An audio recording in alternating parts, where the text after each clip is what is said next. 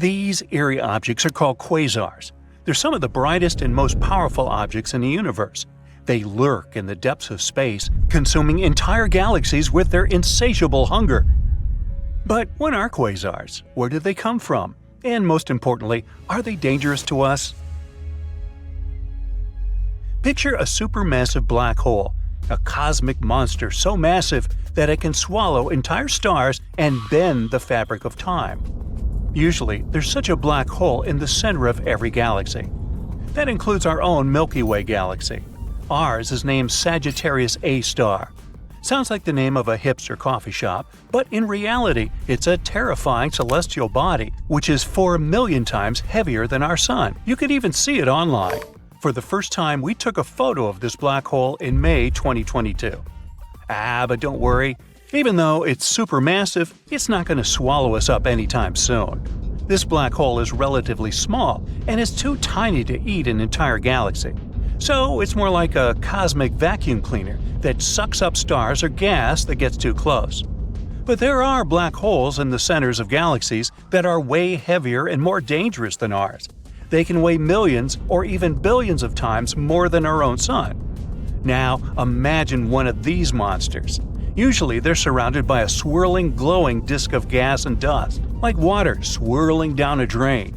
It's called an accretion disk, and it's where the magic of quasars happens. As material from the accretion disk falls toward the center, it heats up to millions of degrees, releasing vast amounts of energy in the form of radiation. And this radiation is what we observe as a quasar. So basically, the more material a black hole can consume from its surroundings, the brighter its quasar will be. This is what makes them so bright and powerful, shining like beacons in the night sky. And just imagine, some black holes can actually make entire galaxies their meal. Now, combine their ravenous appetite with some intense radiation, and you'll get a truly awe-inspiring display of cosmic power. No wonder we can see them, even though they're some of the most distant objects in the universe. Quasars were discovered in the late 1950s by accident. Astronomers were just chilling and looking at the sky when suddenly they stumbled upon something strange. Radio signals that had no visible source. By 1960, hundreds of these strange objects had been found. Astronomers named them quasars, short for quasi-stellar radio source. These objects were small and far away, but their energy output was immense and difficult to explain. Some thought that these were new types of stars. Others even proposed wild things, like quasars being made of antimatter or being the end of a wormhole. But all these theories were discarded. A scientist named Martin Schmidt was the first one to get to the truth. However, many astronomers didn't believe him. Schmidt had to do a lot of extra work and gather lots of evidence to prove his theory. And finally, he prevailed. And that's how we discovered quasars. Don't you love the scientific method? And since then, astronomers have been captivated by these objects. Why? Because they have some pretty eerie qualities. Hey, you could call them quasi-quasars. For example, they kind of defy the laws of physics. They emit jets of particles that travel at speeds close to the speed of light. These particles move so fast that they can even distort the very fabric of space and time. But sometimes, they also help us confirm the laws of physics. Now imagine driving a car. As you drive, objects in the rear window start to appear smaller and smaller until they disappear from view entirely. That's exactly what happens with quasars, except they're moving away from us at incredibly fast speeds, up to 90% the speed of light. Wonder why they're trying so hard to sprint away from us. But in any case, this helps us confirm that the universe does expand for real. Another eerie thing about quasars is that they're incredibly old. Some even date back to the time when galaxies were forming, or to the birth of our universe. Additionally, quasars are some of the most distant objects that we can observe in the universe. Some of them are located billions of light years away from us. This means that when we observe a quasar, we're actually seeing light that was emitted billions of years ago, when the Earth was much younger and different than it is today. And that's why they work like cosmic time capsules. Studying them gives us a glimpse into the distant past. You see, galaxies are like giant cities, with stars and planets serving as the inhabitants. But just like cities evolve over time, Galaxies also undergo changes as they age. And that's where quasars come in. They're like the urban planners of the universe. They shape the galaxies through their powerful gravitational influence. By eating galaxies and releasing intense radiation, they can trigger star formation and shape the structure of the galaxy itself. It's like the cosmic equivalent of a master chef, or a leaf blower, you pick. For example, let's take galaxy mergers. Here are two massive entities coming together, swirling and spinning around each other. As they get closer and closer, their gravitational pull becomes stronger, and they start to merge into a new, bigger galaxy. It's a beautiful and dramatic process, one that can take millions of years to complete. But all this doesn't go without consequences. The gas and dust within the galaxies collide, creating massive shock waves that trigger the birth of new stars and even supermassive black holes. And this is where the quasars come into play. Some quasars may be born during these galactic get-togethers, and thanks to this, they help us study the effects of this process and the evolution of galaxies over time. But it's not all serious science and no fun. For example, how about gravitational lensing? Now, that's something straight out of a sci-fi movie. It happens when the gravity of a massive object, like a quasar, bends the path of light from a more distant object, like a galaxy, behind it. It's like having a really big magnifying glass in space. When you combine a quasar with gravitational lensing, you get some seriously awesome cosmic eye candy. The result is kind of like a funhouse mirror, where objects appear warped and twisted in strange and mesmerizing ways. Gravitational lensing isn't just for show. It's also a powerful tool for astronomers to study the distribution of dark matter and the structure of the universe. And that's not all. Some scientists have proposed that quasars could help us build the map of the universe. They can work like giant neon road signs. Turn left at the quasar and you'll reach your destination. They're like lighthouses that help us navigate through space. By analyzing the light from different quasars, astronomers can determine the distances between them and create a 3D map of the universe. And the best part? Quasars are located throughout the entire universe. That's why this cosmic map can give us a comprehensive view of the universe on a scale that was previously unimaginable. Who knew that a giant galaxy eater could be so useful? There's still a lot we don't know about these mysterious objects. In 2007, a team of astronomers made an astonishing discovery: the first true binary quasar. Basically, this means two huge quasars spiraling around each other. What's more, they were hiding in plain sight. For years, scientists had known about this radio source, but had never realized that it actually comes from one lovely couple. The astronomers also estimated that this pair may have a mass of about 100 billion suns. They're super distant, though, at an astounding 12 billion light-years away from our blue planet. Overall, quasars are a fascinating and complex phenomenon that continues to baffle and intrigue scientists. They may be cosmic galaxy eaters, but they're also playing a critical role in the formation and evolution of the universe. And who knows, maybe one day they'll become one of the keys to unlocking the mysteries of our universe. Oh, you quasars. Black holes are ruthless. They can swallow asteroids, comets, planets, and even stars. But can a black hole consume the entire universe? Almost any black hole was once a massive star that collapsed in on itself and became incredibly dense. Black holes have immense gravitational pull. Even light can't escape their clutches. The idea that a black hole can swallow the universe is based on a common misconception. People often think that black holes work like vacuums, pulling space inside. But that's not the case.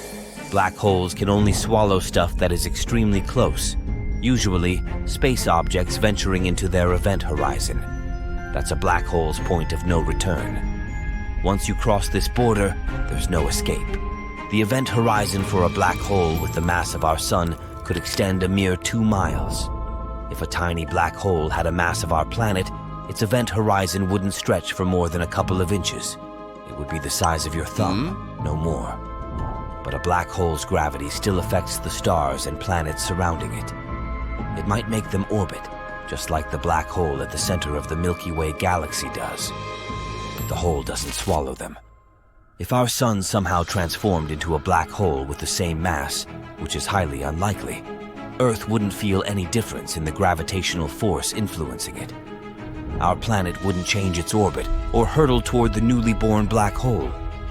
Of course, it would get very dark and freezing cold, but being pulled inside a black hole wouldn't be a concern. Plus, most black holes are quite small. A black hole can only swallow a star if the said star is aimed almost directly at the black hole. Theoretically, it might happen. But according to space experts, for the sun to get swallowed up by a black hole at the center of our home Milky Way galaxy, a truly enormous amount of time would be needed. After all, the star's orbit would need to line up with the black hole in a very precise way. Even the largest black hole in the universe that we know about, a space titan called Ton 618, seems to be near the theoretical limit of how large black holes can grow. This limit is determined by the fact that black holes release tons of radiation while developing. This radiation heats up and ionizes the matter surrounding the black hole, which makes it more difficult for the dust and gas to cool down and fall into the black hole. As a result, it slows down the rate at which the black hole can feed. We can probably say that this self-regulation stops black holes from gobbling down entire galaxies, let alone the whole universe. And we shouldn't forget about the expansion of the universe either. Objects in space move farther apart, which makes it less likely for them to collide or get captured by a black hole. If a black hole were to consume the entire universe, it would require a tremendous shift in the direction in which space seems to be moving. So, you don't need to worry that one day, our whole world will disappear inside a huge, universe-swallowing black hole. Unless, of course, the universe is already inside a black hole. I'm not kidding. There's a theory that we might be living in a black hole. Think about this. What if a black hole already engulfed us long ago? Surprisingly, some physicists deem this theory pretty plausible. For example, Dr. Nikodem Poplawski, a theoretical physicist from Indiana University, states that everything that a black hole swallows may turn into a new universe inside the hole or on the other side of it. So who knows? Perhaps our universe used to be quite a different place until it got pulled into a black hole.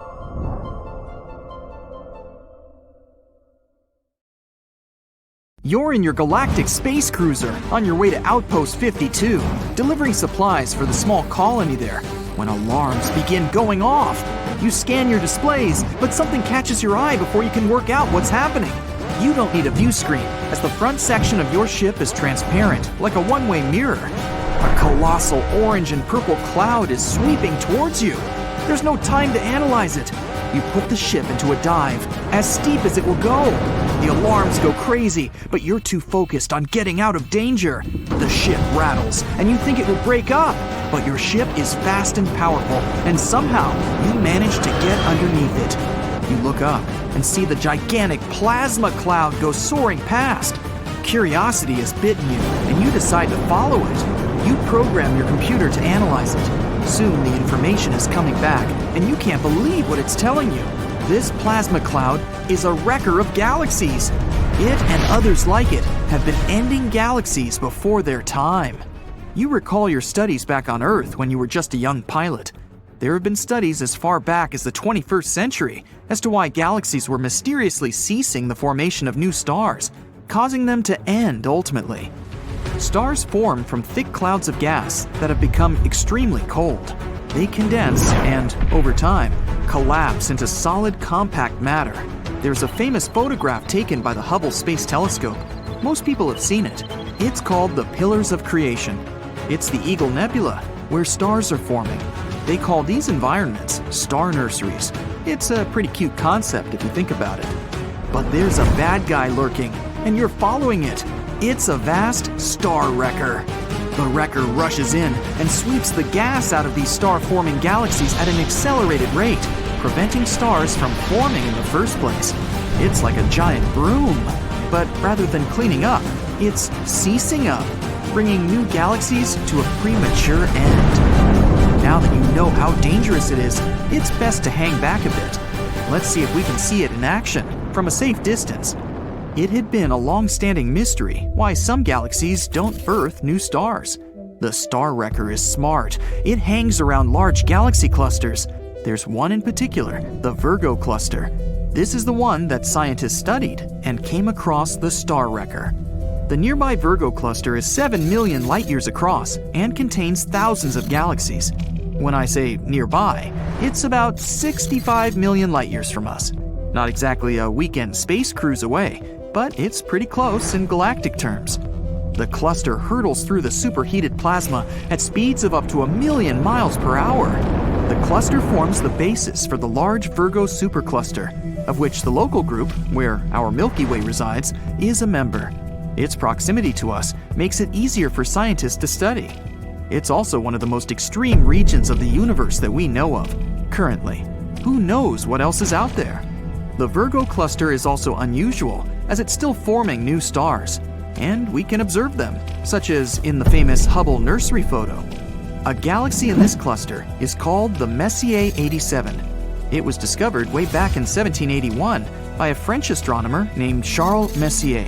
It looked a bit fuzzy to him, so he called it a nebula without stars. More information on what it was couldn't be ascertained until the 1920s. Messier was well respected and in his lifetime discovered 13 comets. He was born in rural France, the 10th of 12 children.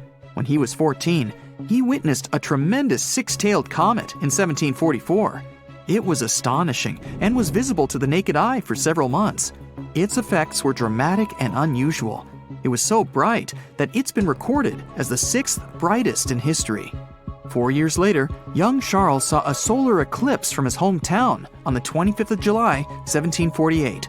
He knew then that he wanted to explore the world of astronomy. It was meant to be. A lunar crater and an asteroid have been named after him. Nothing is mighty, however, like the Messier 87, or M87. It's a supergiant elliptical galaxy with trillions of stars. It's the second brightest galaxy within the northern Virgo cluster, making it popular amongst astronomers and amateur enthusiasts. Elliptical galaxies are older, low-mass stars with minimal star formation activity. Large numbers of globular clusters surround them. They make up roughly 10 to 15% of the Virgo supercluster. M87 has a supermassive black hole at its core. The black hole was photographed using data collected in 2017 by the Event Horizon Telescope, EHT. It was announced excitedly to the world in 2019. In March 2021, the EHT collaboration revealed a polarized-based image of the black hole for the first time. It was a pretty exciting event. It was the first time that a black hole had been captured. It happened all thanks to the Event Horizon Telescope, which is many radio observatories or radio telescope facilities around the world, all working together to produce a highly sensitive and high-resolution telescope. Another array of telescopes in Chile is called the Atacama Large Millimeter Submillimeter Array, ALMA. They captured high-resolution images of the 51 significant galaxies in the Virgo cluster. That's part of how we know what we know. M87 and other galaxies don't appear to be doing a lot to the naked eye. In fact, in a typical human lifetime, they barely move at all. Yet they are made up of gas, dust, and other objects that move through space at high speeds. They move when affected by the gravity of other galaxies, or dark matter, a mysterious entity that is 5 times more common than ordinary matter. Many galaxies, including our own, are believed to have a halo of dark matter surrounding them. The dark matter can pull more significantly on the smaller galaxies outside the clusters. As the galaxy gets dragged around through space, the Star Wrecker may come across. Giant clouds of intergalactic plasma, a form of electric gas, can behave like an atmosphere and drain the gas inside the galaxy. It sweeps out the gas inside the galaxy, stripping it of what it needs to make stars. It's hard to grasp the scale of this sort of activity, but that's what scientists now believe has been occurring to some galaxies or the nebulae without stars, as Charles Messier saw it. Now, let's park our space cruiser here and watch this thing in action. What we've been calling star wrecking is known as gas stripping. It's one of the most spectacular and violent external events in space. A scientist from the National Research Council of Canada said that galaxies are moving so fast through hot plasma in the cluster that a vast quantity of cold molecular gas is stripped from the galaxy. It's as though the gas is being swept away by a giant cosmic industrial blower. It's not the sort of clean-out we want to happen in our galaxy. You observe it in action. You're impressed, but equally respectful of its great power. The gas stripping, also known as ram pressure stripping, travels through many galaxies and removes a star-forming gas. The process is very efficient. The gas is behaving differently from the clouds in our galaxy. They aren't forming as many stars as they are in ours. A 21st century study found that the same process happens in smaller groups of only a few galaxies, with much less dark matter. The study looked at a staggering 10,567 satellite galaxies. These are galaxies that exist beyond the enormous galaxy clusters. Most galaxies in the universe exist in between 2 and 100 galaxies. They were able to study such a large number by using stacking. It makes it possible to learn about a collection of faint objects by combining all the information from the objects and making an average characteristic. They ultimately determined that gas stripping, or star wrecking, is potentially the main way that galaxies, predominantly star formation, are shut down by their surroundings. Pretty unfortunate to have such a nasty neighbor. So, now that your curiosity has been satisfied, it's best to leave this plasma cloud and get on with your journey to Outpost 52. You're going to be late now and could be in a whole lot of trouble. While the cruiser turns around, we'll head back to Earth. And back in time, back to 1744, to that night in rural France, where a teenager stood outside, marveling at the night sky and the spectacular vista of the six-tailed comet. And from that moment, was inspired to begin a lifelong quest based on a single question, perhaps the ultimate of all: what's out there?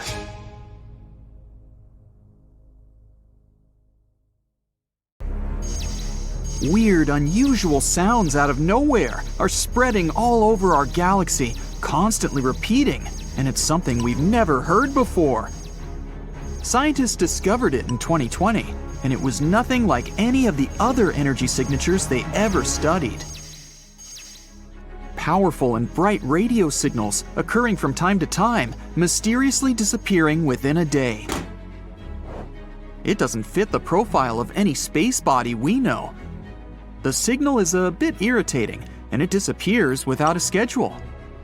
When scientists tried to match the signal with some other telescopes, it was gone. Low-mass stars sometimes flare up with radio energy, but not here, since they mostly have X-ray counterparts.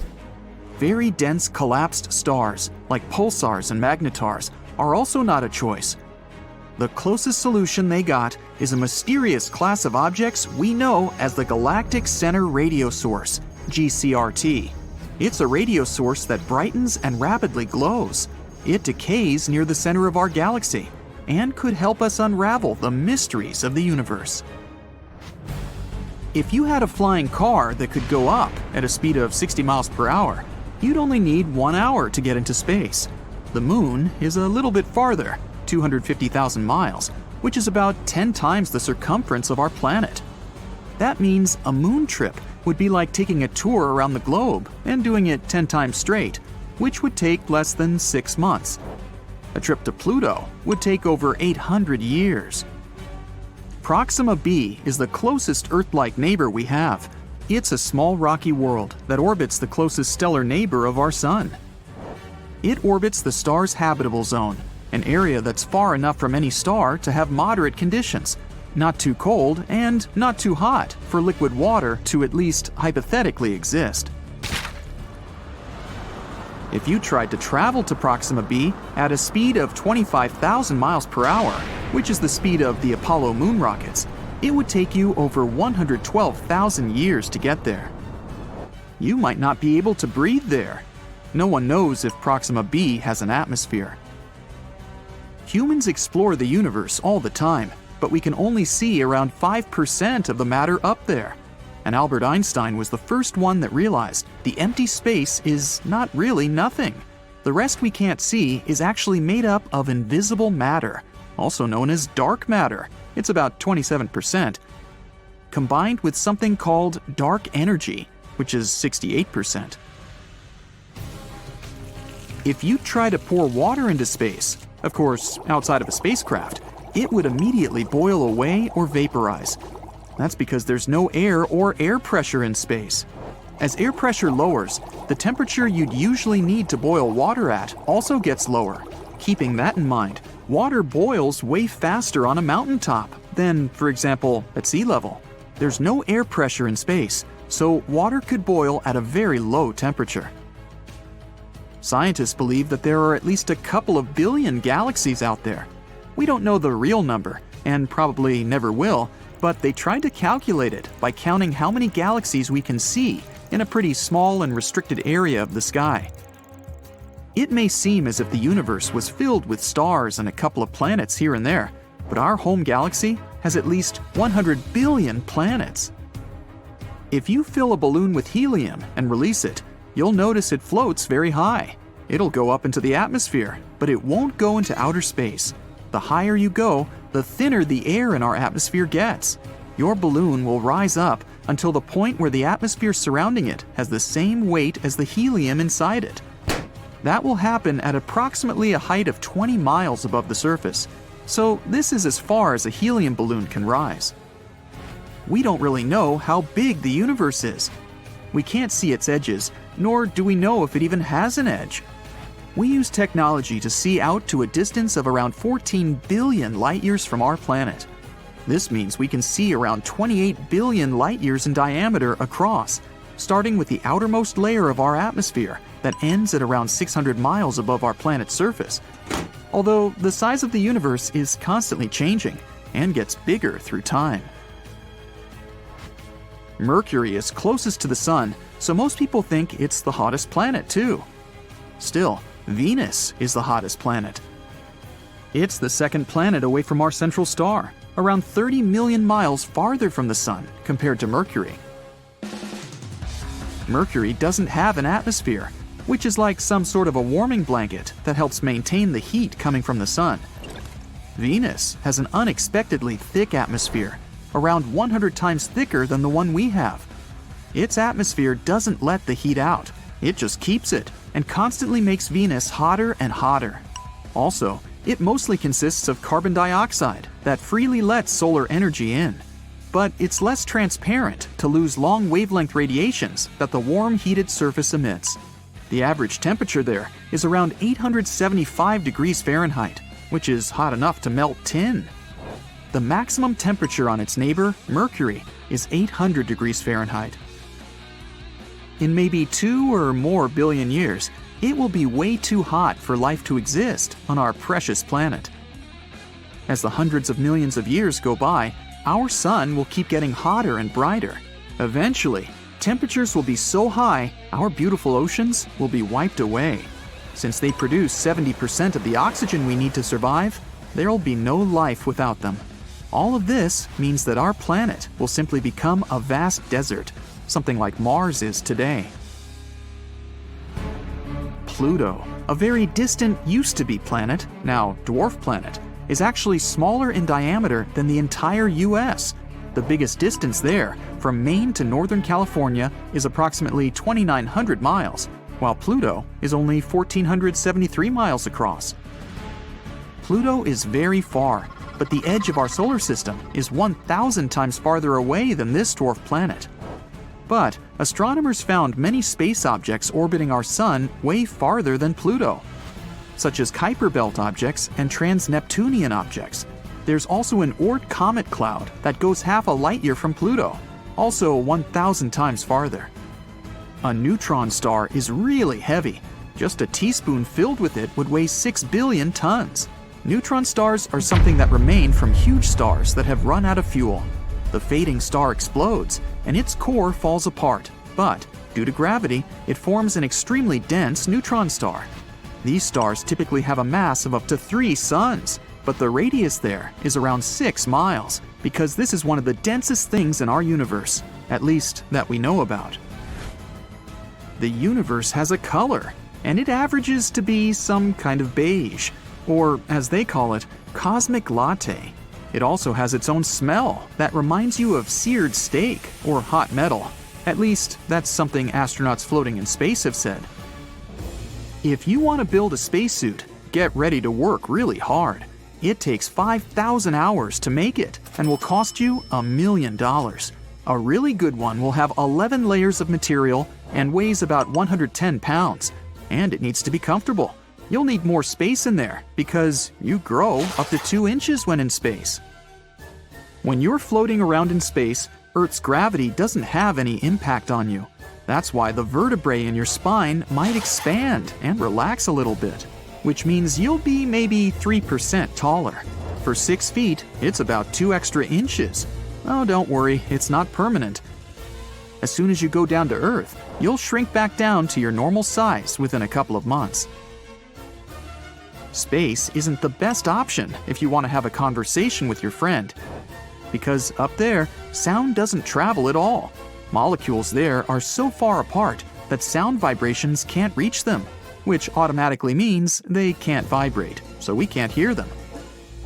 Movies are not accurate with this. No one could hear you screaming in space, too. We kind of live inside our sun. The sun is not just that big hot ball of light located 93 million miles away from us. Its outer atmosphere is way bigger. It extends far beyond the surface we can see. Our planet's orbit goes through its tenuous atmosphere. The evidence is when gusts of the solar wind generate the southern and northern lights. That means, in some way, we live inside the sun. Not just us, other planets too, including distant Neptune. The heliosphere, which is what we call the outer solar atmosphere, extends to about 10 billion miles. Now, we all know that all planets are round. There are no square ones so far, and that's because of gravity. Well, roundish at least, as not all of the planets have perfect proportions. But did you ever wonder about the shape of the universe itself? Is it also round because of the same forces? Well, not really. Based on what information we have so far, the universe is actually flat? According to the principles of general relativity, space has the ability to curve. This opens the door for the universe to have 3 potential shapes: a flat plane like a sheet of paper, a closed sphere like a bowl, or an open saddle-like curve. This isn't just a matter of academic interest, you know. The universe's shape has direct consequences on its ultimate destiny. One cosmologist from Princeton University explained it beautifully. The shape of the universe is a kind of map to its past and a predictor of its future. The questions of whether the universe will keep expanding forever or collapse at some point, and if it's finite or infinite, all circle back to the question of its shape. Now, to wrap your head around this cosmic question, you need to understand 2 key elements: the density of the universe and its rate of expansion. Let's dig into this a little. Around 68% of the universe is made up of dark energy, while 27% is dark matter. The rest, which is normal matter, if you'd like, makes up the stars, planets, and other cosmic bodies we're familiar with. When we talk about the density of the universe, we're referring to the quantity of normal matter packed into a given volume of space. Now, if the universe is denser, it also has more gravity. In this case, the gravitational pull can overcome the force of expansion, so the universe curls up into a sphere. This shape is known as the closed model, where the universe ends up looking like a gigantic cosmic ball. Imagine a world that's finite but without boundaries, a contradiction for sure. In this model, an adventurous explorer could travel forever through space, never bumping into a wall or falling over an edge. Alternatively, if the density of the universe is low and not enough to halt the expansion, then space distorts in the opposite direction. This results in an open universe with negative curvature that resembles a saddle, like on a horse. Despite these 2 potential scenarios, most scientists agree that the density of the universe is just right, which means it expands proportionally without curving. But what does it mean if the universe is flat? It doesn't mean we're living in an infinite sheet of paper. To understand it, consider these analogies. Imagine you're in a square room. Walk 10 steps to the next corner, make a 90-degree turn, walk another 10 steps, and repeat this process twice more. You end up back at your starting point, completing a square. Add another dimension to this geometry, since we're not 2D creatures, and whoopee, you have a flat universe. This analogy wouldn't hold up in a curved space. If you have a terrestrial globe at home, you might find it easier to understand this next experiment.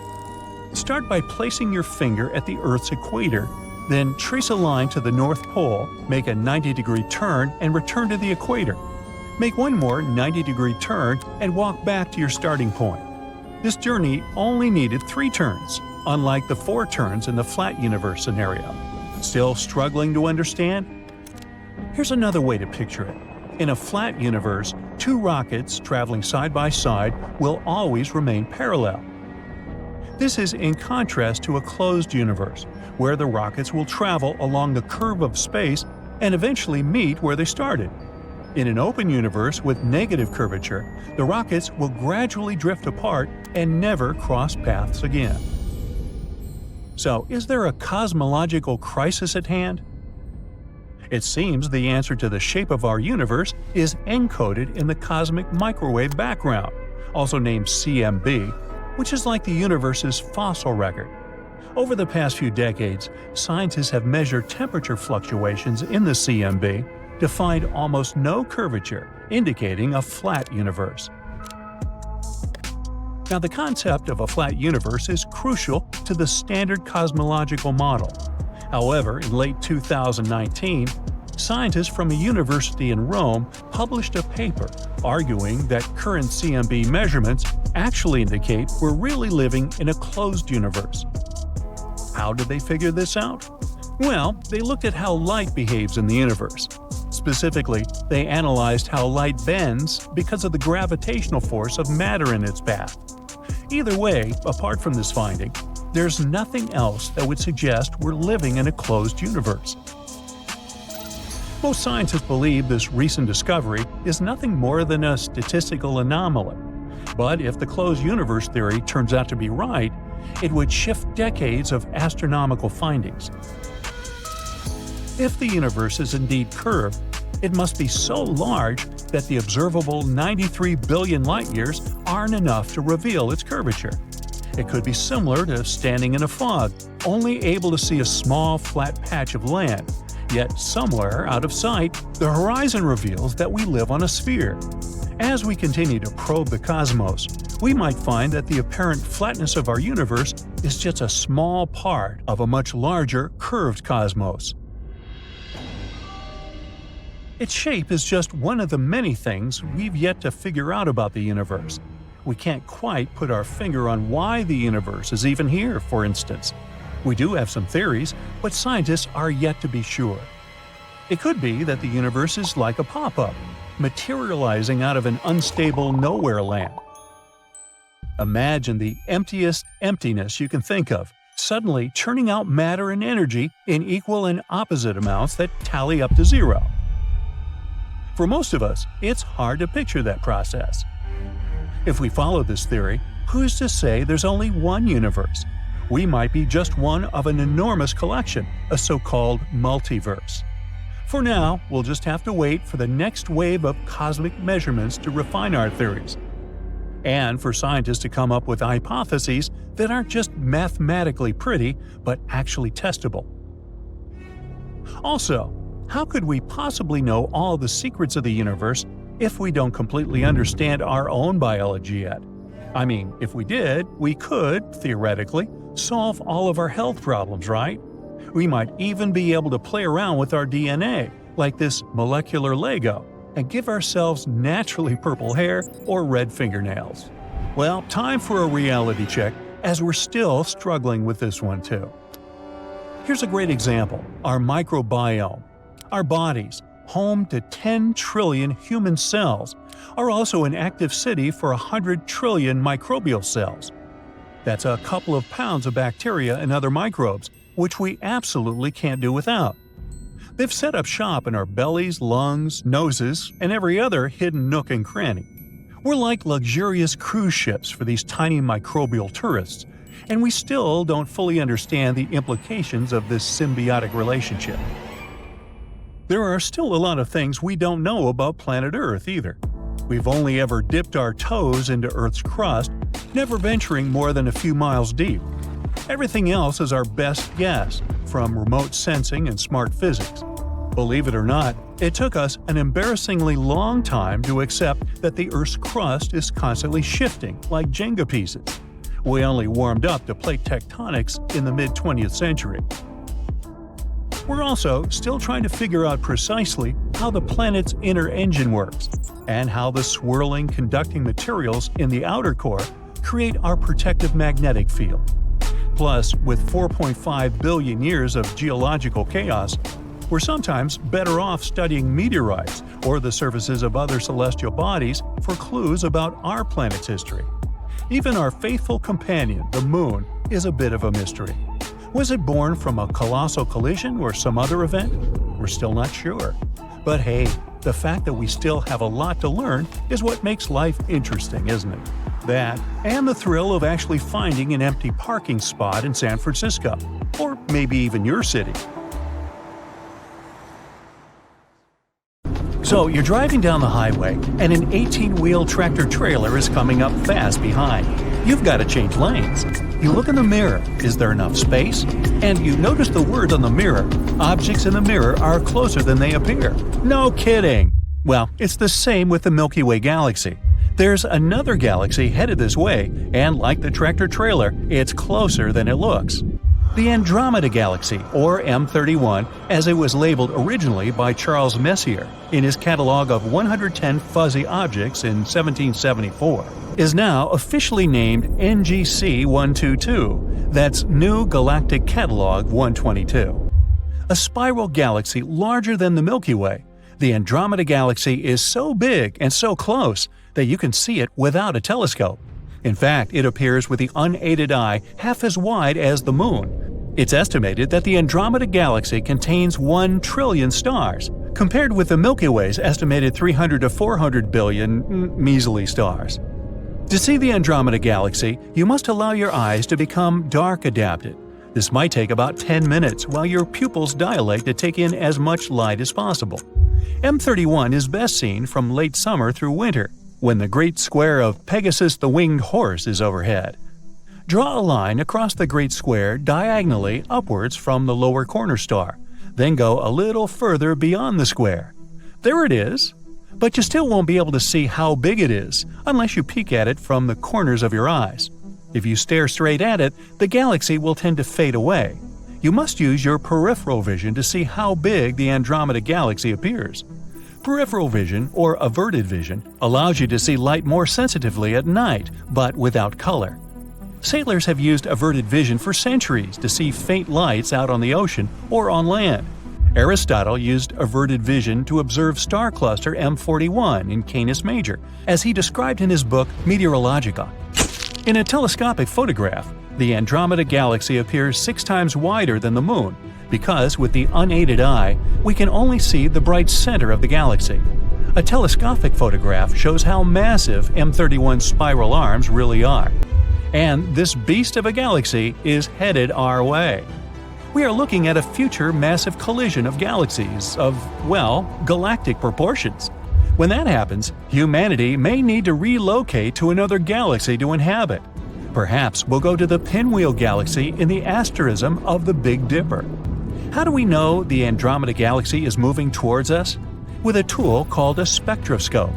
After the camera, the spectroscope is the most important attachment to a telescope. Oh, except for the human eye. Our eyes only see light. You don't have this big horse in your eye. You only have the light being reflected by the horse in your eyes. The same with space. We only see the light coming from there. So, if we are going to understand space, we need to understand light. And that was not an easy task for astronomers of the 19th century. The invention of the spectroscope was a big breakthrough in understanding light coming to Earth from space. With a spectroscope, astronomers can tell which direction objects in space are moving, as well as which elements are making the light. When you hear an ambulance approaching, you hear the siren getting louder and higher. And when it passes you and goes away, you hear the siren's sound get weaker and lower. The change in pitch frequency depends entirely on the motion of the source. This is called the Doppler effect, after the Austrian physicist and mathematician Christian Johann Doppler, who first explained the effect in 1842. The ambulance siren is not changing its volume. The sound waves are being compressed as it is approaching and stretched as the ambulance recedes. The spectroscope shows that light waves show the same Doppler effect as sound waves. They are compressed as the star or galaxy is approaching us and appear stretched when it is receding. Therefore, the light from an approaching galaxy will appear slightly bluer, the blue shift, a slight increase in frequency, and the light from a receding galaxy will appear slightly redder than normal, or red shift, a slight decrease in the light's frequency. In 1929, Edwin Hubble, after whom the Hubble spacecraft is named, published his spectroscopic study of 46 galaxies, the light from all but one of which was redshifted, moving away. Hubble's study provided the first evidence that the universe was expanding. The farther away a galaxy was from the Milky Way, the faster it was moving away. This was also the first evidence that the universe began with a Big Bang. The one galaxy whose light was blue-shifted, moving towards the Milky Way, was M31, the Andromeda Galaxy, the closest galaxy. 250,000 miles per hour seems a pretty high speed at which to have a collision. That's the speed spectroscopic measurements of the blue shift of Andromeda indicate. It's going to be a big mess when it happens. But when is it going to happen? To determine when the two galaxies will collide, we need to determine the distance between them. And for that, we need, boom, supernovas. Type 1a supernovas are what are called standard candles. Just as we know how bright a candle shines, we know how bright a Type 1a supernova shines, its absolute magnitude.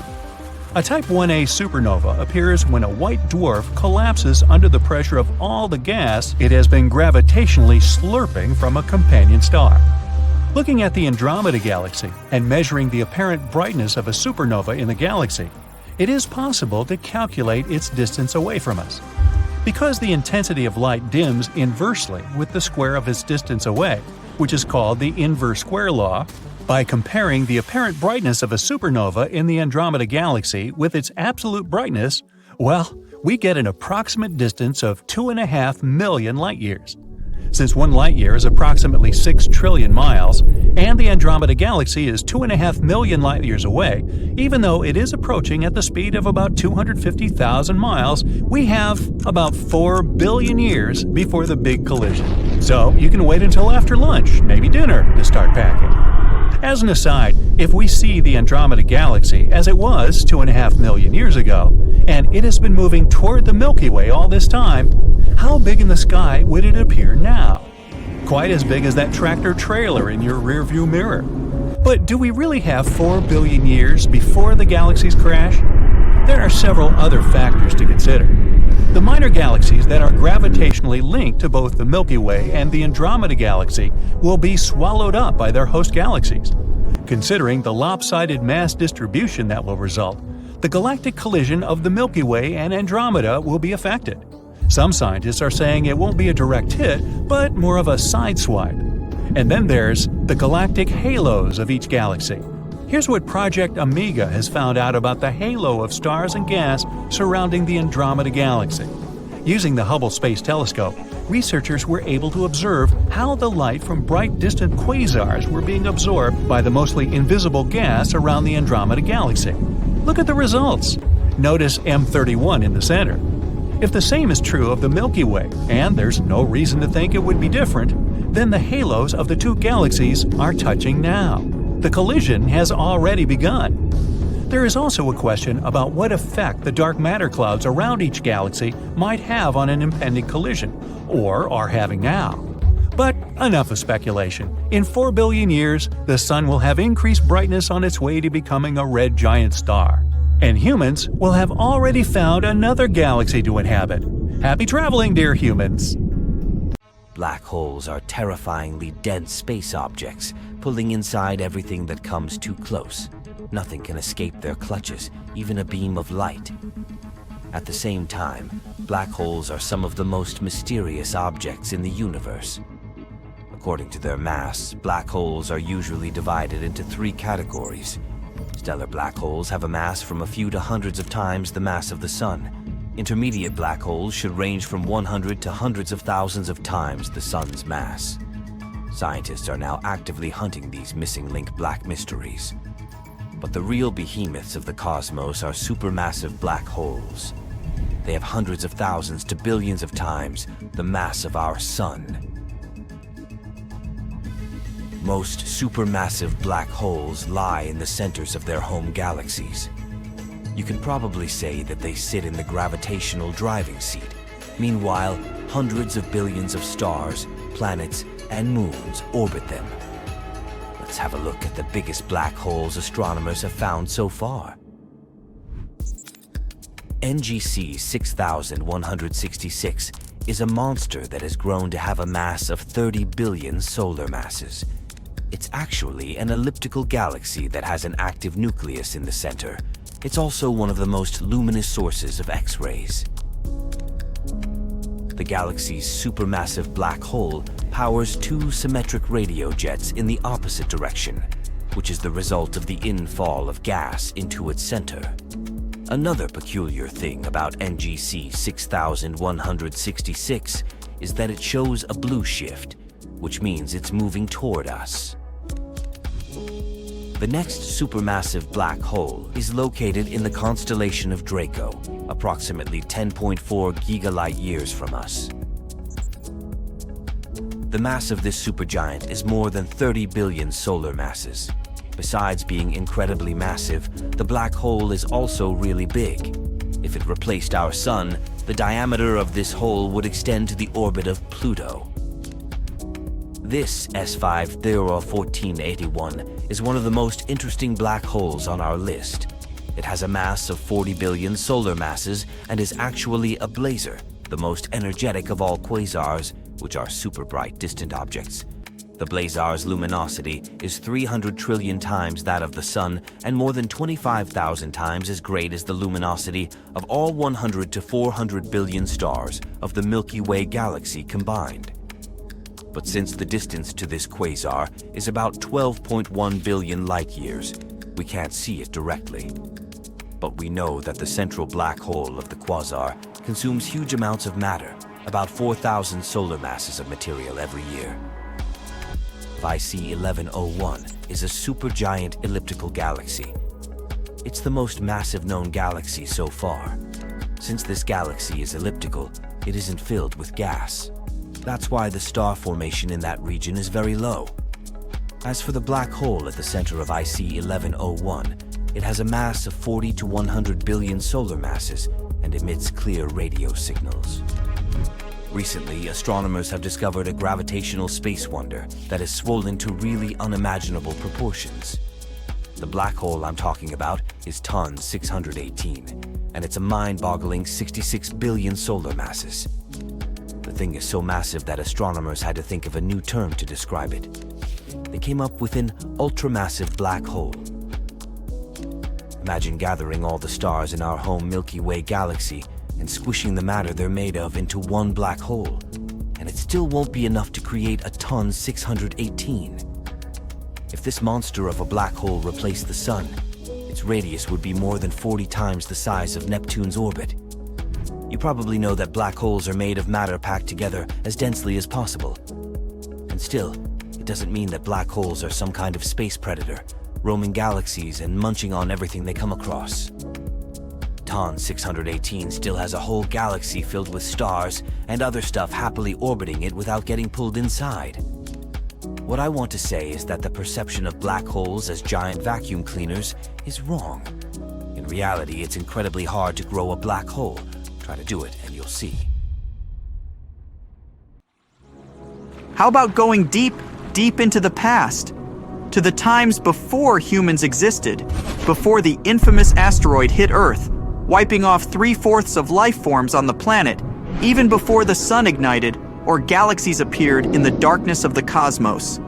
So, before light could even shine, there was the Big Bang. It happened 13.8 billion years ago. But what was before that? Some scientists are sure that there was no before. Time started ticking as soon as the Big Bang occurred. We're unlikely to ever figure out what reality was like before that, if any. This is beyond human understanding, but there are those who disagree. Some unconventional scientists theorize that just a moment before the Big Bang, all the energy and mass of the nascent universe could be compacted into an insanely dense but still finite speck. Let's imagine it as a seed of a new universe. And this seed, a chunk of essential material, compressed and hidden in a protective shell, was created nowhere else but inside a black hole.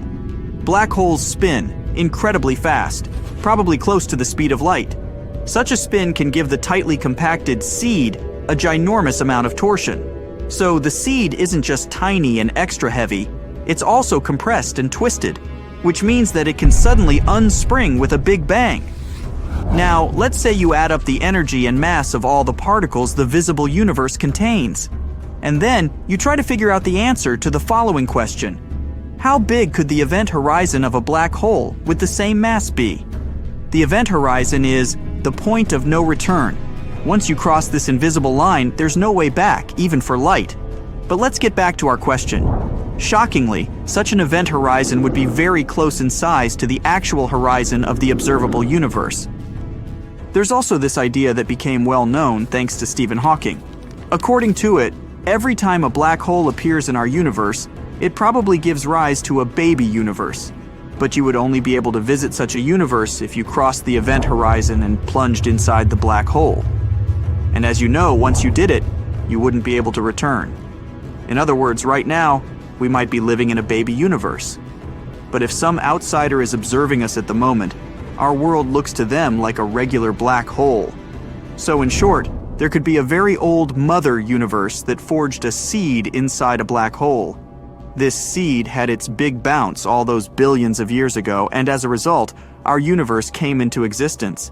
But even though since then it has kept growing and expanding, we might still be hidden behind the event horizon of our home black hole. There's also another idea. According to string theory, there's a multiverse of universes. Imagine our universe as a soap bubble. This bubble keeps expanding, and we live on its surface. String theory claims that our bubble isn't unique. There might be other bubbles out there, and all these bubbles move around, collide, sprout, or bud baby bubbles. In short, live their life. If we follow this theory, we might suppose that black holes are one-way doors between universes. And if you accidentally tumbled down the black hole in our home Milky Way galaxy, you'd end up in another universe. Or rather, not you, but what's left of you after falling through the insane weirdness of the black hole. In this case, this second universe wouldn't be inside ours. It would exist separately, and the black hole would merely be the link connecting them, like a shared route between two aspen trees. Whatever the truth, the danger is still there, lurking in the shadows. What if the black hole we live in decides to collapse? What if it pulls us deeper inside? Or if our world is just a bubble among trillions of other bubbles? What if it bursts one day?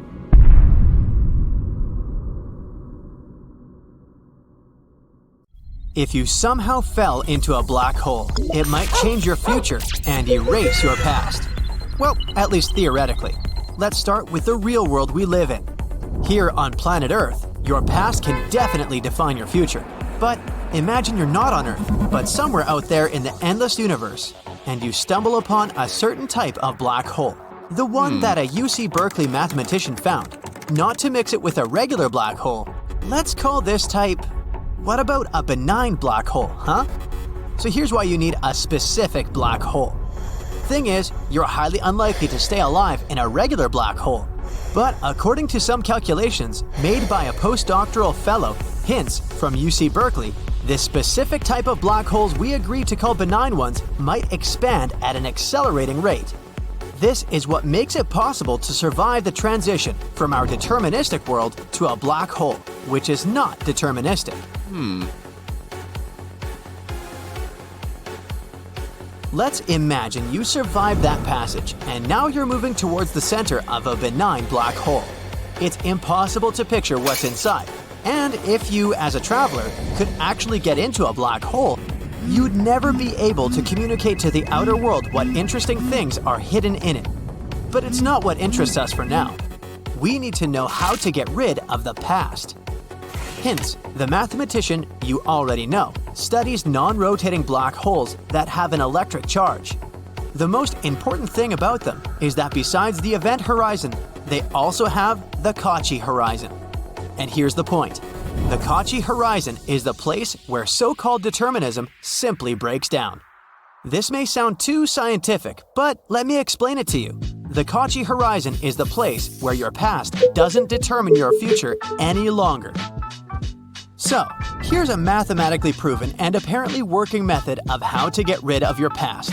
All you need to do is get into space, find a specific black hole, make it to the center, and get to the Kachi horizon.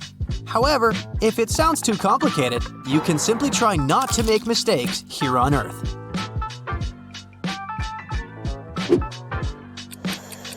Yeah, ideas like your past gets cancelled, you have an infinite amount of options of how your future will evolve, and all that jazz sounds as unrealistic as they are appealing. Like, imagine no one knows you failed to get into college and get a degree, but from now on, you have every opportunity to do whatever you want.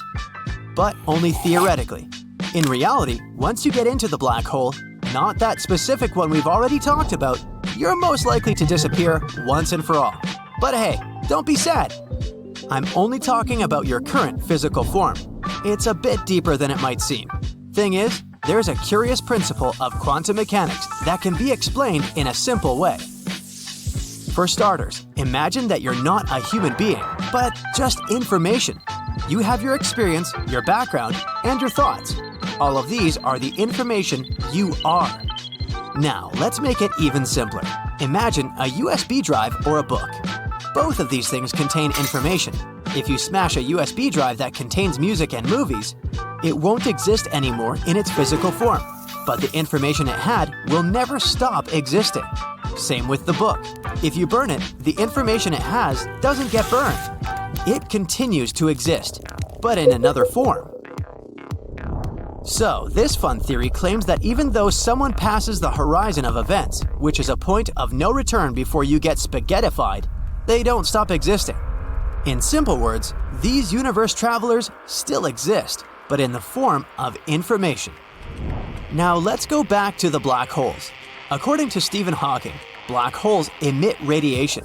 Radiation makes them shrink, and with time, I mean much time, a black hole can shrink so much that it eventually disappears.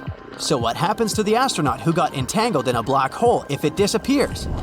Nope, they won't be ejected from the black hole in the way they used to exist. However, they will still be ejected from there, but in the form of Hawking radiation. But it's just a theory. Right, you remember that no one knows exactly what happens in the black hole? Another theory says that what happens in the black hole doesn't really stay in the black hole.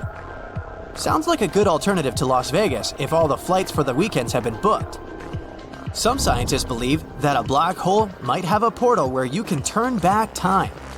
According to this theory, there's a white hole at the end of a black hole. If you get there, you can undo things. Like, you broke your mom's favorite vase? Hop into the white hole and it'll be as good as new there. You cooked a scramble and made a fresh orange juice, but somehow lost your appetite. It's not a problem if you cook it inside a white hole. Voila! The eggs are unbroken. The oranges are uncut and juicy again. No more food waste.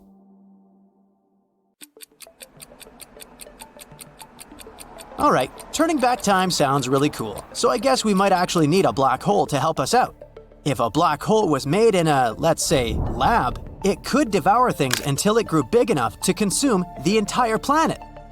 First, it would munch on the Large Hadron Collider, which might possibly create something similar to a black hole here on Earth.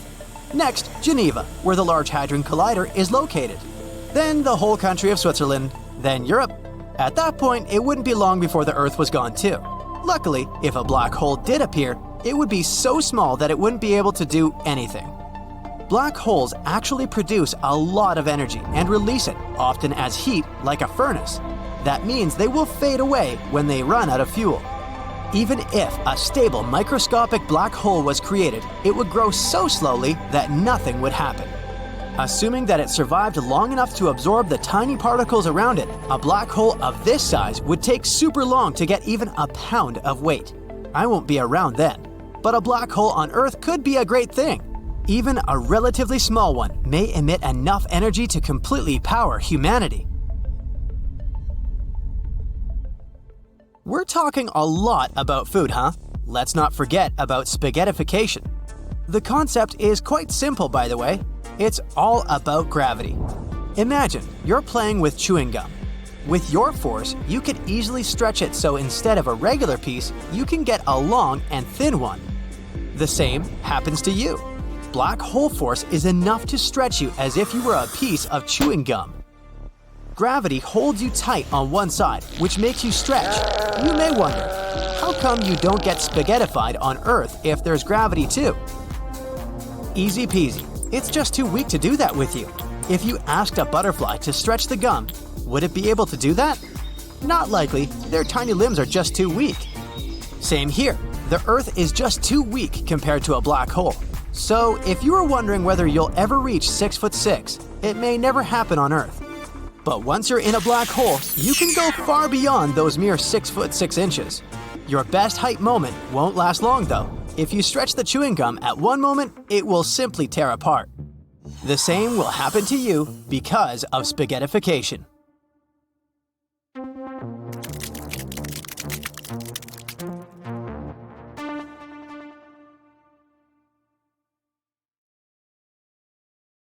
Saturn's iconic rings will disappear in less than 2 years. Soon, we won't be able to see Jupiter's Great Red Spot. Pluto's atmosphere might vanish any day now.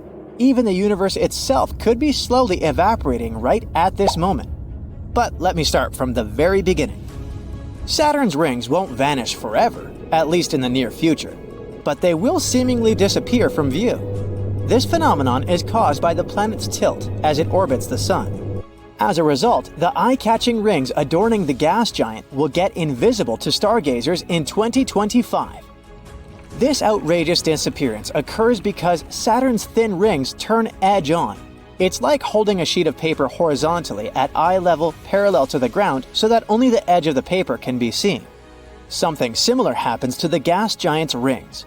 As the seasons on the planet progress, instead of the southern side of the rings tilted our way, we start seeing the northern side. But then the planet tilts again, revealing the southern side once again. Such a ring plane crossing happens every 15 years when our planet passes through the gas giant's ring plane. The last time this phenomenon occurred was in 2009. Afterward, the rings gradually became visible again over the course of several months.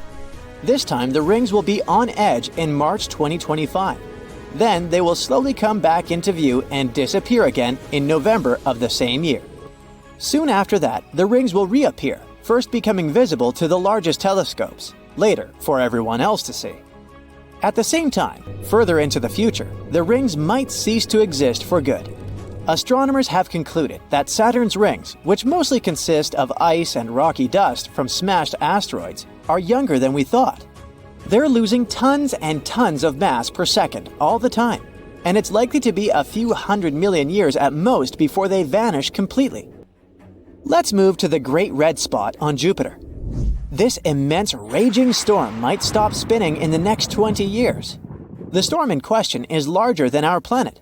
It was first spotted in 1830, but observations from the 1600s mentioned the presence of a giant spot on Jupiter too. If it was the same Great Red Spot, then we can say that the storm has been raging for centuries. The storm's vortex has remained so powerful thanks to Jupiter's 300 to 400 mile-per-hour jet streams. But like any other storm, the Great Red can't keep raging forever. It's been shrinking for a long time. In a decade or two, it's predicted to turn into GRC, the Great Red Circle, and who knows, maybe it will later turn into the GRM, the Great Red Memory.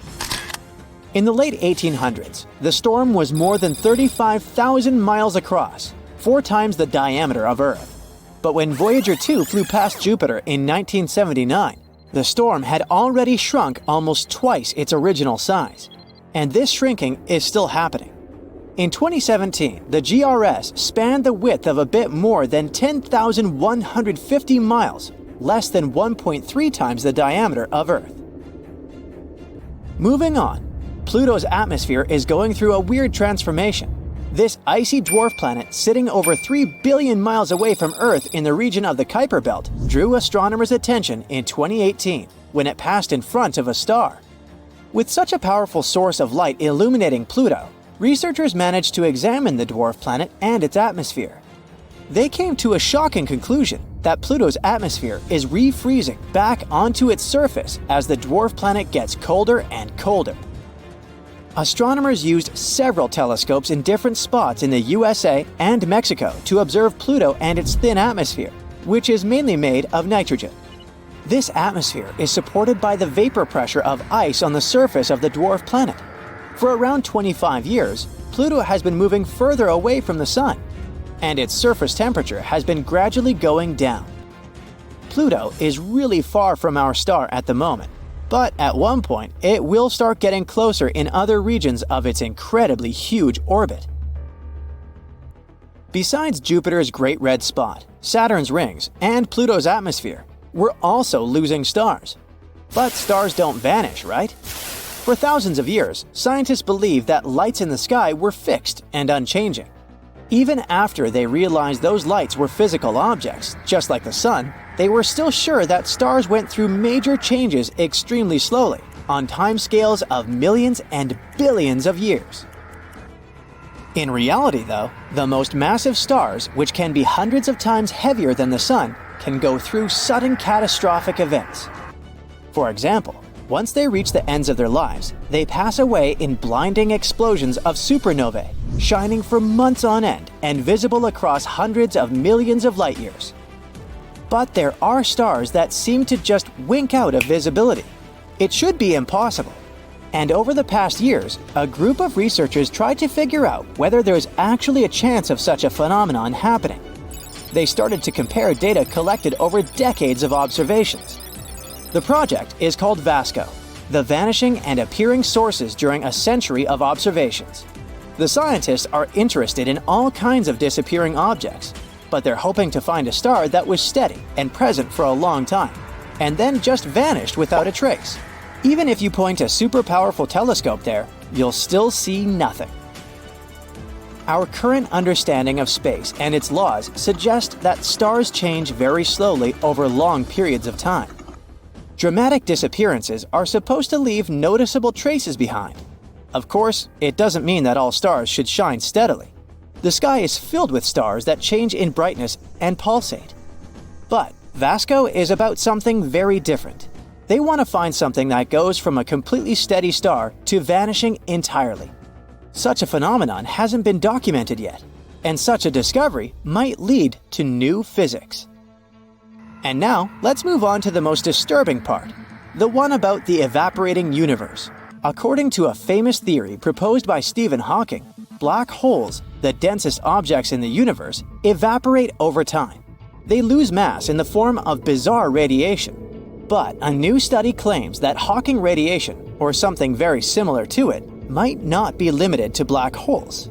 It's likely to be everywhere, and it could mean that the universe is slowly but surely evaporating right in front of our eyes. Now, Hawking radiation is something no one has ever observed, but theories and experiments suggest that it can actually exist. Let's see how it works. There's a misconception that black holes are cosmic hoovers, slurping up everything that comes too close with the help of their immense gravitational pull. In reality, though, black holes don't have more gravity than any other body of a similar mass. What they're famous for is their density, incredible amounts of mass packed into a tiny, tiny space. Within a certain proximity to such a dense object, gravitational pull becomes so powerful that it becomes impossible to escape. Not even the speed of light in a vacuum is enough, and that's the fastest known thing in the universe. At the same time, anything massive or dense enough can produce a serious curvature of space-time. In simple words, the immense gravitational field of these objects makes space-time wrap around them. Even though black holes are the most extreme example, space-time also curves around other super-dense objects, like white dwarfs, and neutron stars or galaxy clusters. It means that any super-dense and supermassive object can have some sort of radiation similar to Hawking radiation. And after a very, very long period of time, It could lead to everything in the universe evaporating, following the fate of old supermassive black holes. If it turns out to be true, it will change our understanding not only of Hawking radiation, but also our view of the universe and its and our future. Space is a dangerous place. It seems like wherever you go, something tries to get rid of you. So what if you wanted to go up there without a spacesuit? What's good is that your body probably wouldn't explode. Your skin is strong and stretchy enough to deal with all that pressure. You wouldn't freeze right away either. In space, the only way for your body to lose heat is through radiation, which happens very slowly for a relatively cool object like a human body. You would eventually get cold, but it would take a while, or your fluids would evaporate. Keep your eyes closed if possible. Okay, the air would be the first emergency problem here. Your brain wouldn't be able to get oxygen, so you'd pass out within 15 seconds, and within 3 minutes your brain would shut down forever. If someone rescued you within the first 30 seconds, you might only have some bruises on your skin from all the pressure changes. Hopefully you didn't try to hold your breath before they catapulted you out there though. In that case, the air in your lungs would cause them to rupture, which again wouldn't be a happy end. But here's a spot where no one would be able to save you: the center of the galaxy. Each galaxy has a supermassive black hole at its center, and these are even worse than you might expect. They eat up a bunch of matter and release an enormous amount of energy. The largest of these gobblers and the hungriest among them are something we call quasars. Well, to be precise with the relations here, quasars actually contain supermassive black holes that eat everything in their way. And these quasars are some of the most energetic space objects that we know about. When something falls into a quasar, it gets really hot and shoots outward at very high speeds because of the strong radiation force. Quasars can deceive you if you try to observe them through a telescope because you might think you're looking at stars. Astronomers also named them quasi-stellar radio sources because the signals were coming from one place, similar to how it goes with a star. But quasars, of course, have a stronger light. They can shine much brighter than a galaxy with billions of stars. But this same radiation that makes them so bright is not such good news for the galaxies where they're located, because these guests are not very polite and they're slowly ripping them apart. Okay, maybe not that slowly. As a black hole eats matter, hot gases circles around it and produces very intense radiation, which then creates a quasar. Scientists use the famous Hubble Space Telescope to study 13 insanely powerful quasar outflows of radiation. This energy can travel at speeds over 40 million miles per hour and reach temperatures of billions of degrees. One particular outflow of radiation they studied got faster and went from nearly 43 million miles per hour to about 46 million miles per hour in only 3 years. The energy these outflows carry is several hundreds of times stronger than all the light our entire Milky Way galaxy emits. And all this hot gas is moving so fast that it can really cause a lot of damage to the host galaxy. It rushes through the galaxy like a massive tsunami, faster than anything we've previously discovered in space. At the same time, it's pushing apart all the potential material that could get together and form new stars. In just 1 year, this quasar wave can push away as much matter as hundreds of suns and create spectacular fireworks. I mean, the light show would be cool, but that seems like an awful lot of wasted material. These things we're discovering can really help us answer the question that's been bothering us for such a long time. Why do big galaxies stop growing after they reach a certain mass? No wonder when the quasars don't even allow new stars to be born. How rude! I mean, a black hole itself can't destroy the whole galaxy. When a star gets too close, a black hole will tear it apart with its strong gravity. This creates a lot of energy and a bright flare too. And even though we can't really see a black hole itself, scientists can at least study these flares. They can measure their energy more accurately than ever before because they look at how the surrounding dust absorbs and re-emits the light from the flares. It's actually similar to how echoes work. Scientists have also used NASA's Chandra X-ray Observatory to study more than 100 galaxies and realized these black holes are consuming thousands of stars, so they could gain more weight. There are different types of black holes. We call smaller ones stellar mass black holes. They're about 5 to 30 times the mass of our Sun. On the other end of the scale, there are supermassive black holes that nest in the centers of large galaxies and weigh millions, or even billions of times the mass of the Sun. And recent research tells us there are intermediate mass black holes, which lie in between the two extremes. And it seems these intermediate black holes could be small black holes that had been eating lots of stars, becoming bigger. The special buffet a black hole just can't resist is when there's a dense cluster of stars in the center of a galaxy. Yum! So yeah, black holes are mean fellas, but there's still no way they could eat a whole galaxy. A black hole's gravity is just not strong enough, unless there's a quasar around, making its force stronger. Don't worry though, quasars are usually billions of light years away from us. That means we see them as they were billions of years ago, because light takes time to travel. And light years represent the amount of time necessary for that. It's great that we can study quasars, not because they're pretty cool, terrifying, but still cool. But because with their help, we can learn more about how our own galaxy formed and developed. Quasars are part of a larger group of objects called active galactic nuclei. This family tree also includes Seyfert galaxies and blazars. These are not as awesome as their cousins, but okay, we'll give them a short introduction. Seyfert galaxies may look normal in regular images, but they emit a lot of infrared radiation, radio energy, and X-rays. Basically, they're similar to quasars but release less energy, and they have supermassive black holes at their centers too. Copycat. Blazar and quasar sound pretty similar, huh? Still, they're a bit different.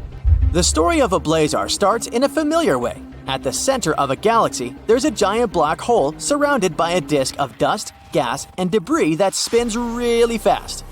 As the material in the disk falls towards the black hole, its gravitational energy can end up being converted to light. This makes the center of these galaxies very bright, and we call them active galactic nuclei. Some of these active galactic nuclei are not fine with just shining bright, so they shoot out jets of material that nearly reach the speed of light. This is a quasar. But when a galaxy happens to turn so that the jets point towards our home planet, it's what we call a blazar. And yes, it's like Earth is staring down the barrel of a cannon. Quasars and blazars emit jets of particles pointing towards us or in our direction. Scientists believe Seyfert galaxies are different because they emit jets pointing away from us, which is why it's harder to detect them. These jets from blazars can release particles with lots of energy that we call neutrinos. A couple of years ago, scientists discovered a single neutrino that traveled from a supermassive black hole in a blazar located about 4 billion light-years away.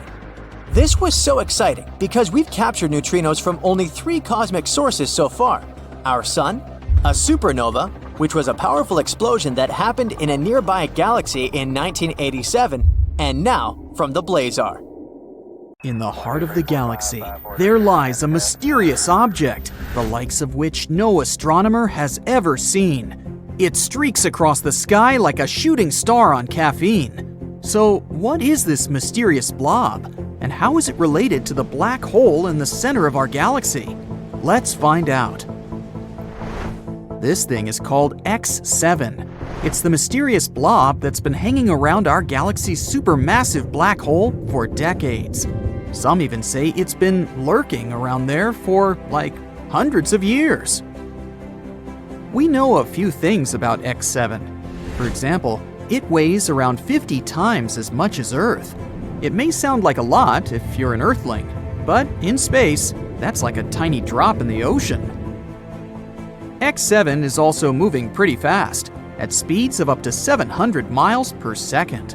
That's faster than you trying to catch the last slice of pizza before your roommate gets to it. But what in the world is this thing? A magic star we've never seen before? An extraterrestrial spaceship? Well, there are some theories connected to the blob's future tragic fate. Unfortunately, X7's days are numbered. Right now, it's on a 170-year-long elliptical orbit around the supermassive black hole at the center of the Milky Way. But it's not going to make it that far. Each year, it's spiraling closer and closer to the black hole. In just a few years, it will become spaghettified. Yes, that's a real scientific term. And finally get sucked in, never to be seen again. There are supermassive black holes in the centers of all galaxies, including our very own Milky Way.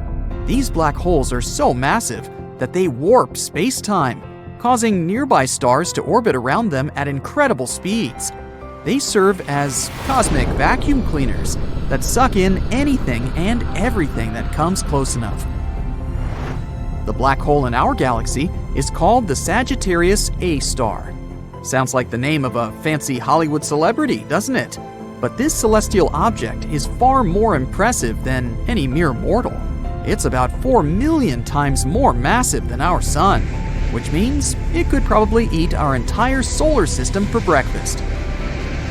But don't worry, these black holes may seem really scary, but in reality, they're too small to compete with an entire galaxy. They'll just suck in a couple of the nearest stars, and that's all.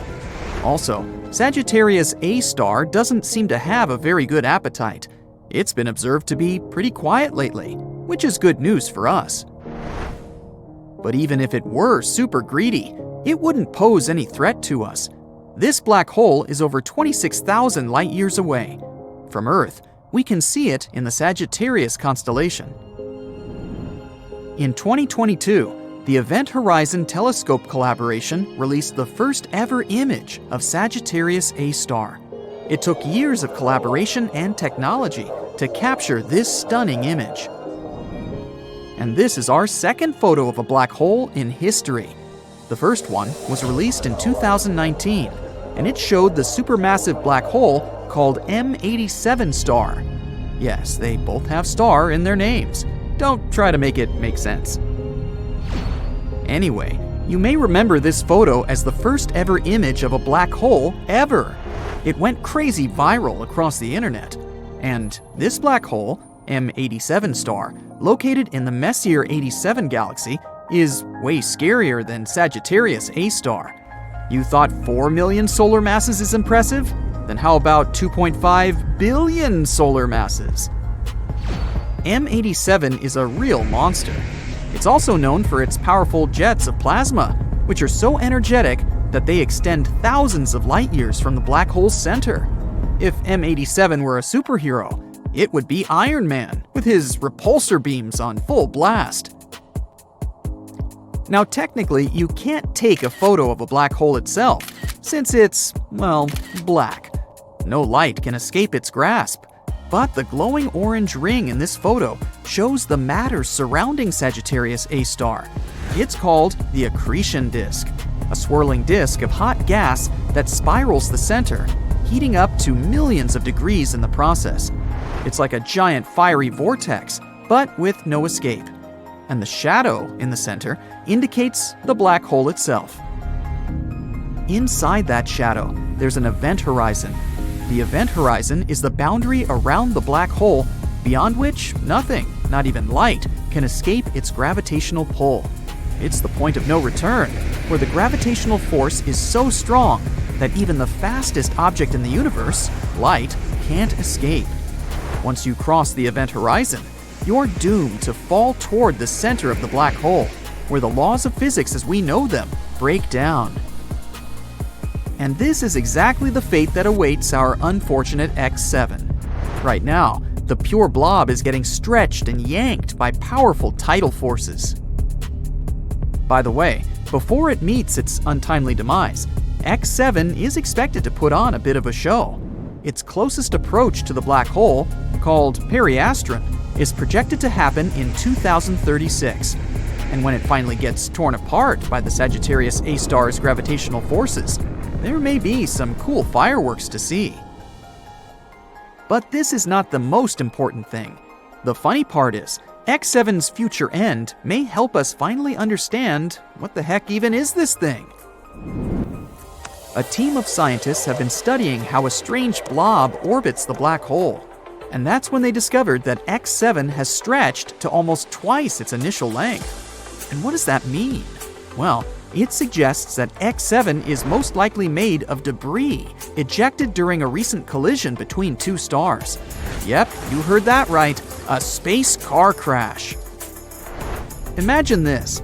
Two stars fall in love and start circling each other for many years.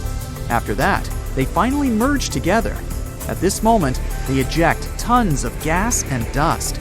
And perhaps this cosmic dance created our blob baby, X7. It's basically like the crumbs left on the table after a giant space feast. Something like this is actually pretty common, especially around black holes. It's like a galactic fender bender that sends debris flying everywhere. Actually, the universe is full of mystery blobs. They're called the G objects. No, they're not the G-men from Men in Black, but they're just as mysterious and elusive. These guys have been puzzling astronomers for more than 20 years. They look like gas clouds, but behave like stars. It's like they can't decide whether they want to be a cloud or a star. Come on, guys, make up your mind.